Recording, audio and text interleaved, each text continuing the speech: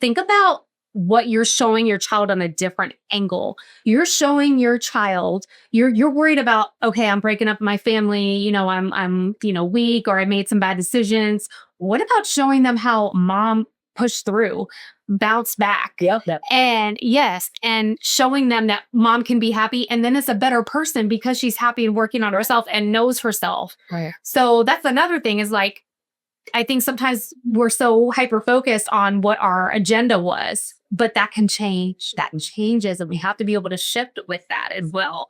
No, absolutely. Sometimes it looks good on paper, and even with that, this last week, I was working with a situation like that, and I said, but here's the thing.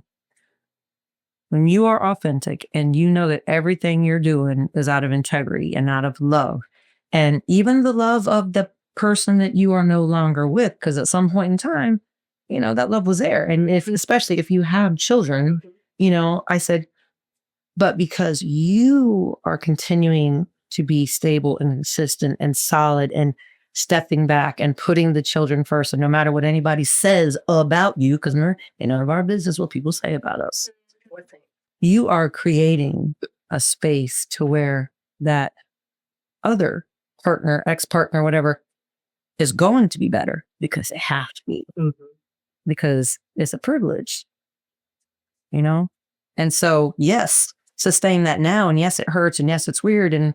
But then even with that, it's like, but why are you surprised? If their behavior is this and you thought they were just, okay, so y'all are going to have a tough situation over here in marriage, but then in divorce, they're just going to be comparable. That's true. Yeah.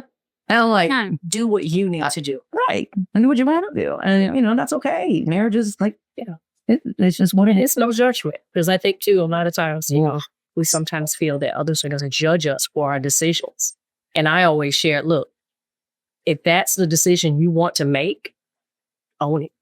Own it. It may not look like mine. It may not look like your sisters who, decided to stay or whatever, or decided to leave, whatever, but let it be yours and own it. Right. I know. And I love seeing the transformation with women and men, who go through such a change like divorce, and then seeing what type of parent they become, what type of person they become after the fact, and how healed. And that is a part of resilience, because you have bounced back, you have moved forward, and you are now like maybe have different goals. So your goal may have been to keep your family intact and raise your children with the, mother or father of your child, but things have changed, things have shifted, people have changed. But if you feel like you've stayed authentic to yourself, that, you're going to be okay.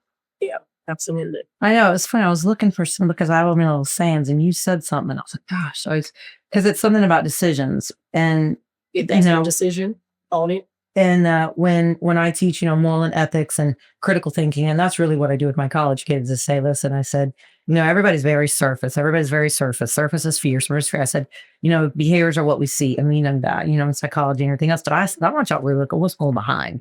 What has happened? Because people are not just acting out just because they're having a party. That's not what it is. But one of it is, what is it? People judge you on the decisions that you made, but they didn't know the choices that you had. But it really is that, when I do it, like I'll put them in situations to where, like I had a few semesters ago, beautiful lady, beautiful girl. She was beautiful. I mean, just and funny and, whatever. And it was like, okay, we were talking about like, where does that line go? And, oh, your boss wants you to do this. And hey, we're going to have this contract. And, the guy's going to be at the hotel and you're beautiful. So you're going to show up and you're going to give him some few drinks. You're going to sign this contract. And, like people in the class are looking at me and she's, whatever. And then and this is going to happen. You're going to do that. And then I say, because your child is, needing a cancer treatment. You have no health insurance. You don't have anything. So I'm going to give you the $10,000 bonus. And it's so funny to watch. Like one of my athletes was sitting right over there and he's actually doing psychology. And you could see him like at first, like, no. And all of a sudden he was like, oh. And I said, oh, choices. Choices. I said, and that's the thing. Nobody knows your life but you. Your choices are your choices, and could have been that they were your choices that you made and you didn't know. And now you're going, oh, I got to make another choice and a better decision to undo that. Yeah. But then again, But did you have all the information? Yeah. Did you know? Right. And now you did. And sometimes, right. And sometimes you don't. So you make the decision that's best for you, the information that you're given or the situation that you're in.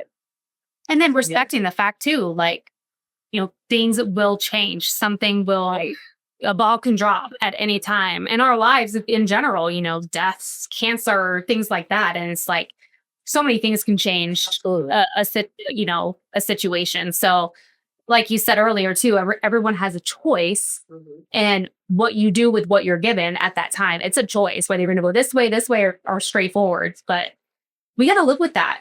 And that is what we got to, learn to move forward. And I can't tell you this week, actually the last couple weeks, like how many times I just had to sit and think of, like, in the moments where I'm so stressed out or overwhelmed or whatever's going on, I'm like, God, I have to be thankful. Like, look at everything I do have. I am so thankful. And it's like, some people, that's cheesy, but at the same time, that's what helps me like refocus and be like, okay, what are my goals?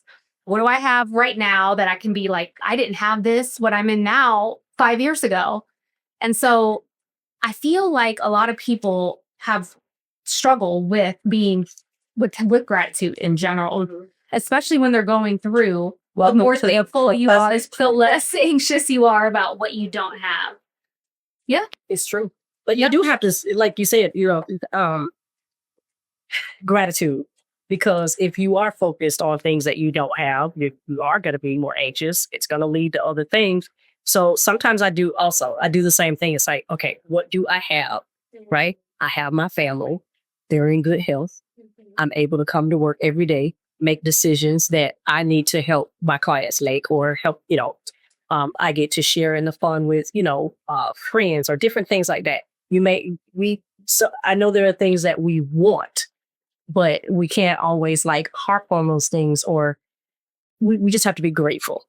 And so having a heart of gratitude, that's what it is. A heart of gratitude will help you to not focus on the things that you don't have and stress out about those things.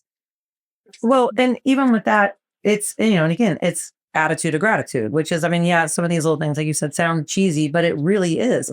And it was funny this morning, because I had to give a shout out to my Zachariah, who's taking his MCATs today, and it's big thing, big deal. And we're all a little like on edge, but it was funny because his little girlfriend, I just this morning before I came in, and she's like, oh my God, I'm so nervous for him. So nervous for him. I said, I said, first and foremost, he is ready.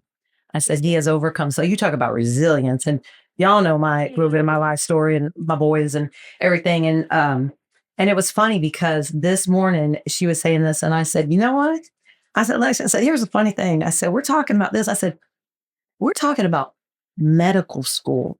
We're talking about the fact that he's already graduated with a college degree. I said, these are good things to have. These are good problems to have. And she goes, oh my God, you're right.